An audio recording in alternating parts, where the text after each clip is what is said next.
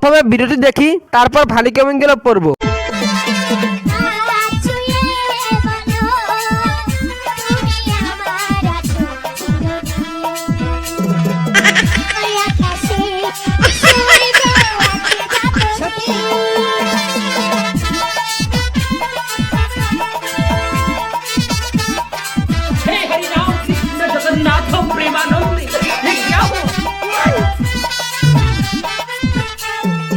ওদের কখনো বউ হবে না,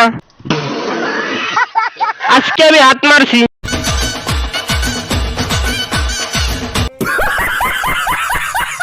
নাচে ওরা শরম করে আমার,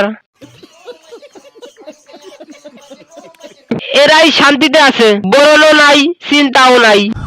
এটা হাস্যকর, হাস্যকর এই দেশের জনগণের জন্য লিঙ্গ ছাড়া সিংহ। পাগল যদি বিক্রি হতো তাহলে সবচেয়ে ধনী থাকতো বাংলাদেশ।